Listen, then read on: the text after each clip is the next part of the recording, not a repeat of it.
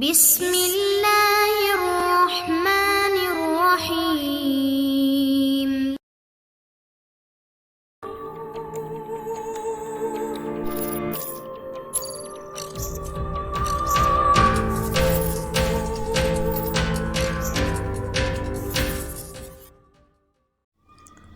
السلام علیکم دوستو، جاسوسی دنیا کرنل فریدی ناول بائی ابن صفی۔ اگر آپ نے ابھی تک ہمارے چینل جاسوسی دنیا کو سبسکرائب نہیں کیا تو سبسکرائب کریں اور بیل آئیکن پر کلک کیجیے۔ گاڑی رک چکی تھی، انجن بھی بند کر دیا گیا تھا۔ اچانک ٹامی گن کہے لگانے لگی، لیکن آواز فاصلے کی تھی۔ شاید اگلی سیٹ والوں نے گاڑی سے اتر کر کہیں اور پوزیشن لے لی تھی۔ یہ کیا ہو رہا ہے دوست؟ حمید نے تیسرے آدمی کو مخاطب کیا۔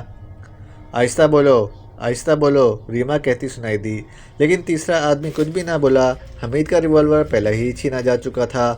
وہ سوچ رہا تھا کہ تیسرا آدمی بھی یقینی طور پر وہیں ہوگا، لیکن اندھیرے میں وہ کسی قسم کا خطرہ مول لینے کو تیار نہیں تھا۔ ٹامی گن کی فائرنگ کی آواز بھی بند ہو چکی تھی اور گہرا سناٹا چھا گیا تھا۔ تھوڑی دیر بعد وین کا پچھلا دروازہ کھولا گیا اور انہیں نیچے اترنے کا حکم ملا۔ تیسرے آدمی نے اترنے میں پہل کی۔ جب وہ دونوں بھی اتر چکے تو ایک آدمی بولا، کیپٹن حمید، اگر تم نے ذرا برابر بھی ہوشیار بننے کی کوشش کی تو تمہارا جسم چھلنی کر دیا جائے گا۔ بائیں طرف اتر کر ڈھلان میں اترو۔ سردی سے دانت بج رہے تھے۔ ریما سے آگے چلنے کو کہا گیا۔ وہ خاموشی سے اس کی پیروی کر رہی تھی۔ حمید اس کے پیچھے تھا۔ ڈھلان سے اس طرح اترنا خطرے سے خالی نہیں تھا۔ حمید کی نظر ریما پر تھی۔ وہ چلتے چلتے رک گیا۔ آگے بڑھو، میں اس کا ہاتھ پکڑ لوں، کہیں وہ گر نہ جائے، تم اسے سہارا دے سکتے ہو، اونچی آواز میں کہا گیا۔ یہ سب سے پیچھے والے کی آواز تھی۔ یہ وہی آدمی تھا جس نے فائر کر کے حمید کو جدوجہد سے باز رکھا تھا۔ وہ اسے کوئی قبائلی لگا تھا۔ کچھ دیر بعد انہیں رکنے کو کہا گیا۔ یہ دو چٹانوں کے درمیان ایک تنگ سی جگہ تھی۔ تم لوگ آخر چاہتے کیا ہو؟ حمید نے انہیں مخاطب کر کے کہا۔ کیپٹن حمید، میں تمہیں بطور یرغمال رکھنا چاہتا ہوں، ایک آدمی بولا۔ کرنل فریدی نے میرے ایک ساتھی کو پکڑ لیا ہے۔ جب تک وہ ہمیں واپس نہ ملے تمہاری رہائی ناممکن ہے۔ اور اس بیچاری کے متعلق کیا خیال ہے؟ اسے بھی کوئی تکلیف نہ ہوگی؟ کیا تم اسے پہچانتے ہو؟ ہاں، تمہارے ہی ساتھ دیکھی جاتی رہی ہے۔ یہ بے قصور ہے، اس کا کرنل فریدی سے کوئی تعلق نہیں۔ اچھی بات ہے، تم جہاں کہو گے اسے پہنچا دیا جائے گا۔ مجھے کہاں لے جاؤ گے؟ آزاد علاقے میں۔ مجھے میرا ساتھی واپس ہی ملنا چاہیے۔ ٹھیک ہے، یقیناً ملنا چاہیے۔ کیا تمہارا تعلق آزاد علاقے سے ہے؟ اب یہ مجھے بطور یرغمال آزاد علاقے میں لے جائے گا۔ مجھے بھی؟ اگر تم چاہو تو واپس بھی جا سکتی ہو۔ وہ مجھ سے یہی کہہ رہا تھا۔ میں کہاں جاؤں گی؟ سوچو، میں تو اب تمہارے رحم و کرم پر ہوں اور میں ان لوگوں کے رحم و کرم پر ہوں۔ تو کیا تمہارا چیف ان کے ساتھی کو واپس کر دے گا؟ اچانک کسی جانب سے آواز آئی، تم سب گولیوں کی زد پر ہو، اپنا اپنا اسلحہ زمین پر ڈال دو، چاروں طرف سے گھیرے جا چکے ہو۔ قبائلی کے حلق سے غراہٹ کی شکل میں بڑی بڑی قسمیں ابلنے لگی تھیں۔ آواز پھر آئی، سب کی پوزیشن میری نظروں میں ہے، جو اپنی جگہ سے ہلا مارا گیا۔ تم کون ہو اور کیا چاہتے ہو؟ قبائلی غرایا، سڑک کی طرف مڑ کر کھڑے ہو جاؤ۔ یہ نہیں ہو سکتا، تمہارا جو دل چاہے کرو۔ نہیں نہیں، قبائلی کے دونوں ساتھیوں کی آوازیں سنائی دیں۔ او چپ رہو نامرادو، قبائلی دھاڑا۔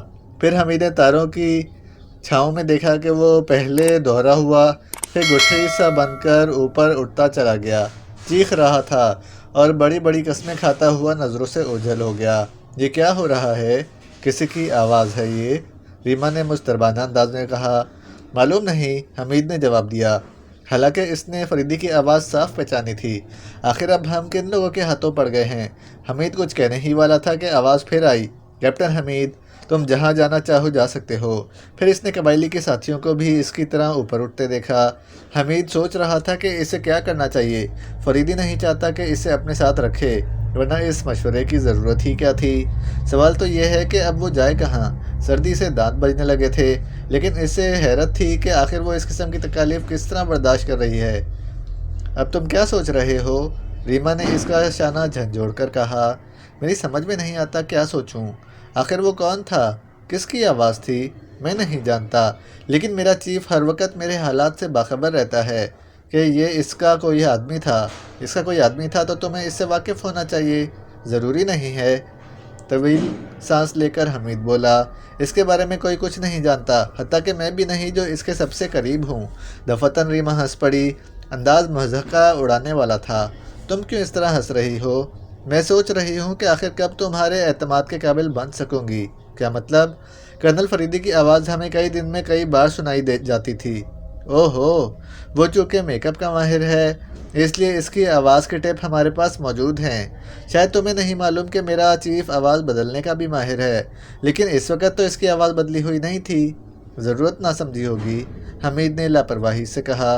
خیر ہوگا، میں تو صرف یہ جانتی ہوں کہ تمہارا چیف واجد کے خطرے سے آگاہ ہو جائے۔ کیسا خطرہ؟ وہ تمہارے چیف کو دھوکہ دے گا۔ کرنل فریدی اس کی یادداشت کے معاملے میں ہمارے مقامی مرکز تک پہنچنے کی کوشش کرے گا، لیکن واجد حقیقتاً اسے کسی اندھے کنویں میں گرا دے گا۔ سمجھنے کی کوشش کرو، پہلے ہی بتا چکی ہوں کہ ہم لوگ میڈیکل سائنس کو بہت آگے لے گئے ہیں۔ میں کیا کر سکتا ہوں؟ میرے پاس تو ایسا ذریعہ نہیں کہ اس تک پہنچ سکوں۔ اوہ ہوگا، مجھے کیا، لیکن اب ہم جائیں کہاں؟ میرا خیال ہے کہ رات ہم اسی جگہ بسر کریں۔ تم مجھے پاگل کر دو گے، وہ جھنجھلا کر بولی۔ میں دیوانگی کا جرثومہ تو نہیں ہوں۔ میں سوچتی ہوں کہ زندہ رہ کر کیا کروں گی۔ تنظیم میں میرے لیے کوئی جگہ نہیں رہی اور تم مجھے فریبکار سمجھتے ہو۔ یہ کہہ کر وہ اٹھی اور تیزی سے دراڑ سے نکلتی چلی گئی۔ حمید اس کے پیچھے جھپٹا تھا، لیکن اس کی رفتار بہت تیز تھی۔ بالکل ایسا معلوم ہوتا تھا جیسے وہ کسی اونچی چٹان سے چھلانگ لگا دینے کا ارادہ رکھتی ہو۔ حمید آوازیں دیتا اس کے پیچھے دوڑ رہا تھا۔ کافی دور تک وہ اس کے پیچھے دوڑتا رہا تھا۔ پھر عین اس وقت جب وہ ایک جگہ سے نیچے چھلانگ لگانے جا رہی تھی، اس نے اسے جا لیا۔ چھوڑ دو، مجھے چھوڑ دو، وہ ہانپتی ہوئی چیخنے لگی۔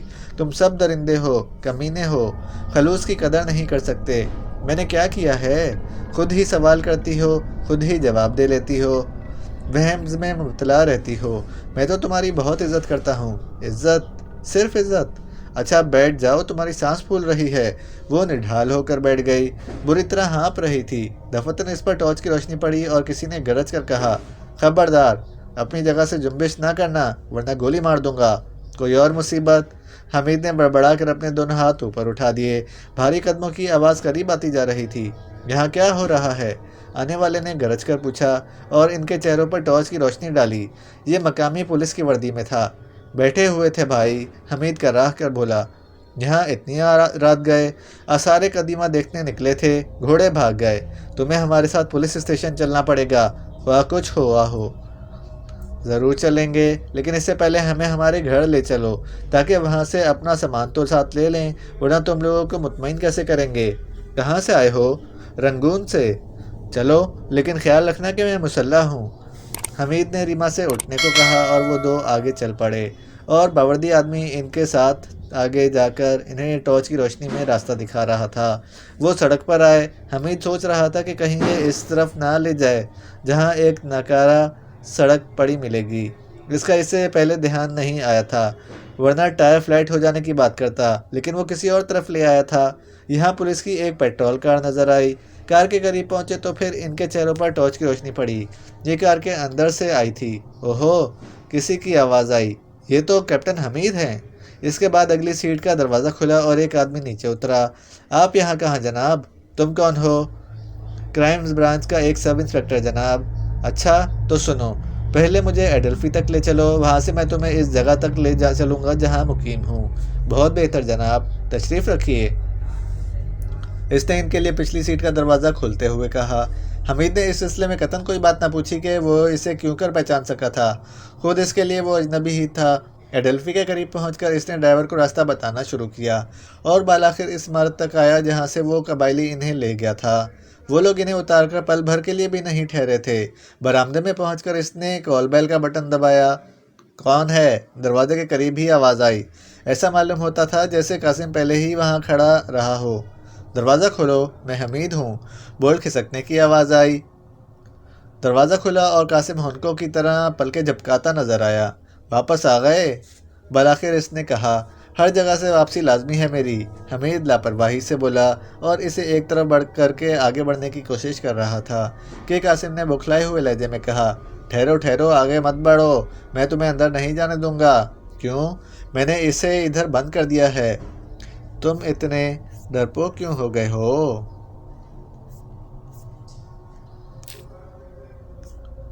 میری بات سمجھنے کی کوشش کرو، وہ آگے جھک کر آہستہ سے بولا۔ اب وہ پاگل ہو گئی ہے، اپنے کپڑے چیر پھاڑ ڈالے ہیں، صرف بھوتنی ہوتی تو خیر کوئی بات نہ تھی، تو کیا؟ ہاں کپڑے نہیں ہیں اس کے جسم پر۔ کیا بات ہے؟ ریما آگے بڑھ کر بولی۔ مجھے بھی تو بتاؤ۔ حمید نے قاسم سے ملی ہوئی اطلاع دہرائی۔ اگر دیوانگی کا دورہ پڑا ہے تو سمجھو اس انجیکشن کا اثر زائل ہو رہا ہے، ریما نے پرسکون لہجے میں کہا۔ جب دل کی دھڑکن بند ہونے کی بجائے دیوانگی کا دورہ پڑے تو اس کے بعد گہری نیند کا دورہ شروع ہوتا ہے۔ اس سے پوچھو کہ اس نے کتنی دیر سے اس کی آواز نہیں سنی۔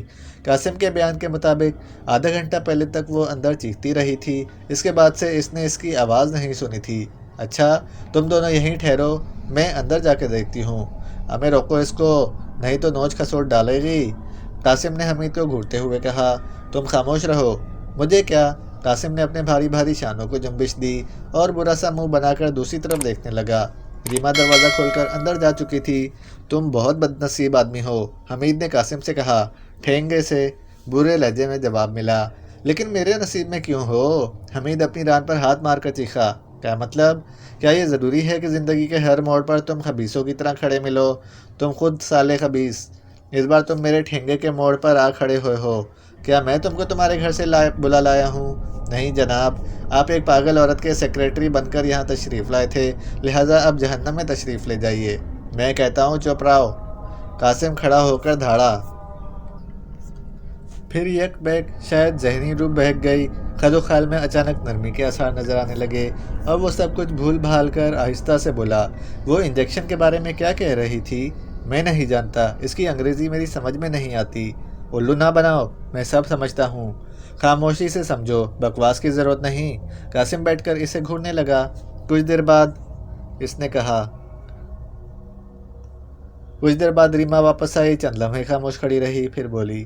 وہ گہری نیند سو رہی ہے، اتنی گہری نیند کے لباس تبدیل کراتے وقت بھی وہ نہیں جاگی۔ اب مجھے بھی نیند آ رہی ہے، حمید نے ناخوشگوار لہجے میں کہا۔